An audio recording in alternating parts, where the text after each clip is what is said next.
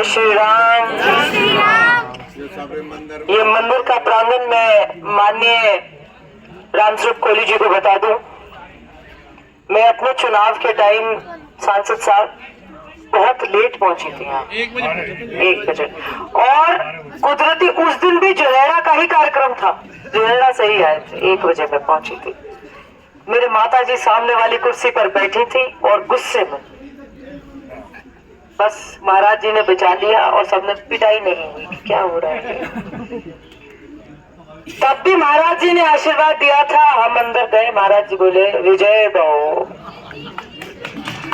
सक्षम विजय भव, अब आओगे कामा में तो विजय प्राप्त करके आओगे। मेरी जिस दिन वोटिंग थी, ये इतनी पावन धरती है, ये भक्ति शक्ति की धरती है कामा। मैं जिन मंदिरों में रोज जाती थी उसमें से एक मंदिर में मैं जब यहाँ आई तो एक बुजुर्ग माता जी थे। मैं थोड़ी जल्दी में थी, आगे अगले दिन वोटिंग थी। बुजुर्ग माता जी थे तो मुझे पहचान लिया, बोले अरे विधायक तू?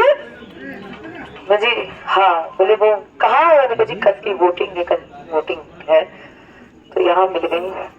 बोले तू तो जीत गई है, गिनती क्या करेगी, जीत गई है चल। तो इस प्रांगण की इतनी भक्ति है, इतनी शक्ति है। मैं अपने सारे नगरवासियों से जो यहाँ अभी उपस्थित है, आपका तहे दिल से धन्यवाद करना चाहती हूँ। आप जिस तरीके से मार्गदर्शन करते हैं, स्नेह देते हैं, आशीर्वाद देते हैं, मैं माननीय रामस्वरूप कोहली जी को ये आश्वासन देती हूँ और आश्वस्त करके जाइए, आप जाइए यहाँ से निश्चिंत होकर जाइए।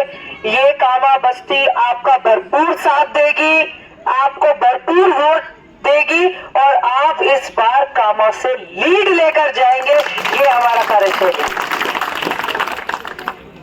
मैं यहाँ पर जितने भी हमारे विचार परिवार से सभी सम्मानित अधिकारीगण उपस्थित हैं, आपको सादर नमस्कार करती हूँ। आपसे एक मिनट निवेदन ये भी करती हूँ, मैं क्योंकि खुद संघ से जुड़ाव है मेरा, संघ के मार्गदर्शन पे हम काम करते हैं, संघ के मार्गदर्शन पे ही कामा में काम कर रहे हैं। आपसे मेरा निवेदन ये है कि आप मुझे समय समय पर अपना मार्गदर्शन देते रहें। मुझे जहां पर आपके मार्गदर्शन की आवश्यकता है, आप बिना कहे दें तो मुझे ज्यादा अच्छा लगेगा। एक छोटे बच्चे के नाते मेरा आपसे निवेदन है और पूरी बस्ती के आगे एक निवेदन है कि 19 तारीख को, जैसे कि रामस्वरूप जी कह रहे थे, अपने व्यापार से छुट्टी।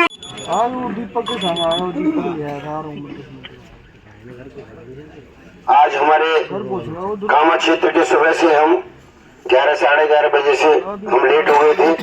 हमारे प्रांतीय प्रचारक जी ने सब विधायकों की हमारी बैठक ली थी, इस कारण लेट हो गए, नहीं तो हम समय पे आते। पहले तो मैं आपसे क्षमा चाहता हूँ कि आपके इस प्रोग्राम में हम बहुत लेट हो गए।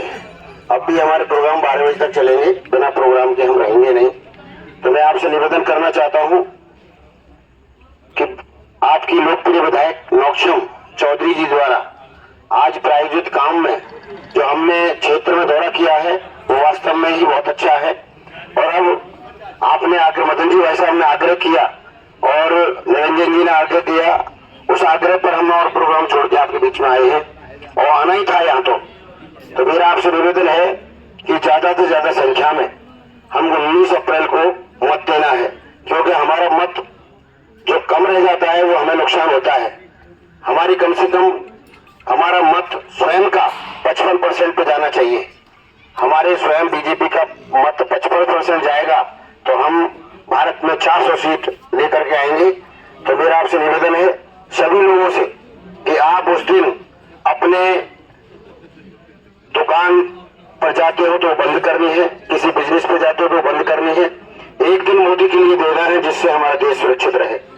मैं सनातन धर्म की योजना के तहत अपना जो काम चल रहा है उसमें हम चाहते हैं सब भाईचारे से रहें, क्योंकि हम देश में भाईचारे से रहेंगे तो जिस तरह जो शक्तियां चल रही हैं हमको दूर करने के लिए, तो मोदी जी का यही किनारा है। मोदी जी कहते हैं इस बार 400 पार, अब की बार 400 पार। 400 पार का जो नारा है, मोदी जी जो गारंटी लेते हैं वो गारंटी की भी गारंटी देते हैं। लेकिन धारा 370 जो हटाई है उस धारा 370 को एवज में हमारे यहाँ जो मत पर बूथ पर 200 वोट मिलते हैं, उसमें एक्स्ट्रा धारा 370 वोट अधिक लेने हैं, जिससे हमारे 450 सीट आ सके। तो मेरा आपसे निवेदन है, ज्यादा से ज्यादा संख्या में आप अपना अमूल्य वोट देकर के 19 अप्रैल को हमारे यशस्वी प्रधानमंत्री जी को तीसरी बार प्रधानमंत्री बनाना है। और हमारे राज्य के मुख्यमंत्री भागीरथ भजनलाल शर्मा जी का एक ही कहना है कि यहाँ राजस्थान से 2500 की 25 सीट कमल फूल पर, कमल के फूल की एक माला बनाएंगे। जिस तरह से गुरुजी ने हमें माला पहनाई है, इसी तरह से हमारे राज्य के यशस्वी मुख्यमंत्री भागीरथ भजनलाल शर्मा जी हमारे 25 लोकसभा क्षेत्रों में से, जिसमें एक कमल का फूल मेरा भी रहेगा उस माला में, और 2500 की 25 हमारे मोदी जी के गले में डालेंगे, जिससे हमारे तीसरी बार देश के यशस्वी प्रधानमंत्री नरेंद्र मोदी जी प्रधानमंत्री बनेंगे, जिससे हमारा देश सुरक्षित रहेगा। इन शब्दों के साथ आपने मेरा स्वागत किया, सत्कार किया, इसके लिए बहुत बहुत धन्यवाद।